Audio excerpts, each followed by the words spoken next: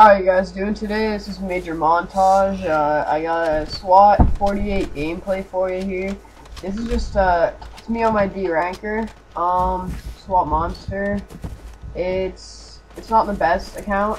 It's really not. But you know, it'll get by, and I get a few kills, so I thought I'd share this video with you guys. I haven't put much up in a while. I'm not so much gonna talk about gameplay. Well, I'll talk a bit about my channel first, and add some gameplay into that, you know, call-outs maybe, how to run high ground, you know, stuff like that.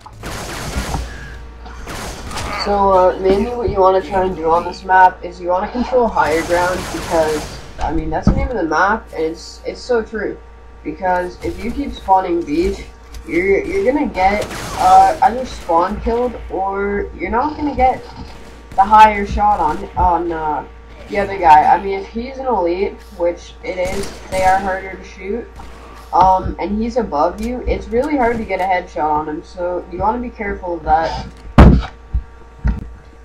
Some good spots to camp on this map could be Laser Tower, that's L3. Invis near the tunnels, because if they're gonna spawn snipe, you have an easy first shot on them. It's a decent spot. It may not be the best. Another good spot would be bottom bunker, where I am right now. It's a perfect spot to hold on to the other team in case they want to try and close in on you or flank you from the back or whatever to you know, change the game, you know. And Roscoe Kane on the other team, he is a D ranker. As you can see, it's really not his game. Some people might ask, why a D ranker?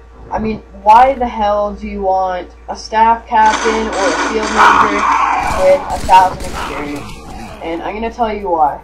Because if you're going into a game like I am on my friend's 48 for your monster, you're not going to get paired up with anybody that's higher than 48 if your highest skill, if your skill in SWAT is at a 21 rank, because it won't allow it. It will allow a 38 to a 48. This is a simple way to get a 50. It may not show much skill, but if you want a 50, that's the easiest way to do it, in my opinion. If you guys are wondering why I haven't been putting up many videos, is because when I use my capture card, I have to convert the video in order to use it on Movie Maker for the narration type.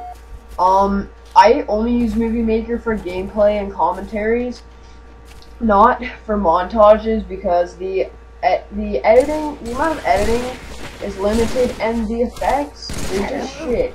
You don't want to use that. You want SnIpAz. If you look up a few videos on YouTube, you'll figure out how to get Vegas for free. It's like, I think it's like a $700 program for free. That's pretty good if you can get that, because it's complex. Adobe After Effects is another good one that you could use.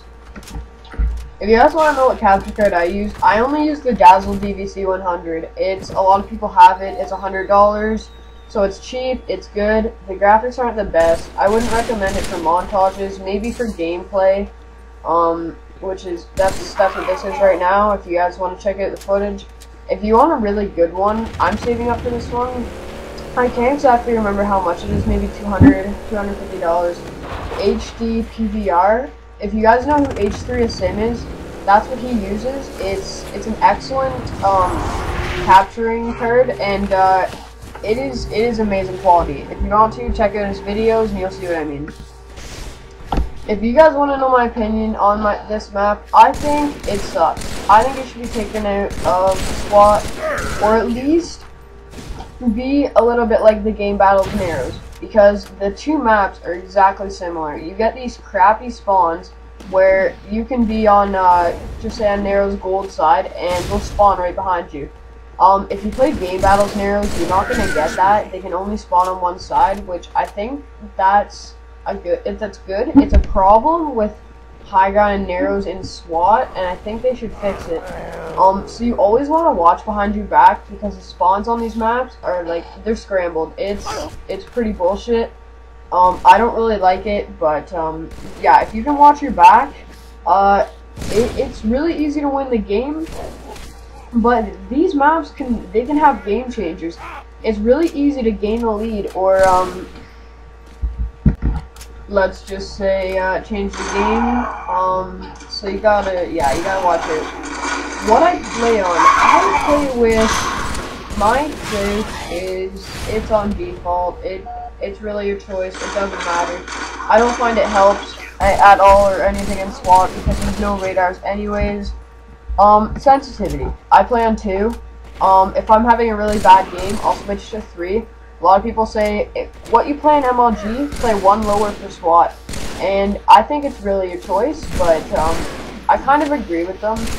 But yeah, I switch between the 2 if I'm doing bad and whatnot.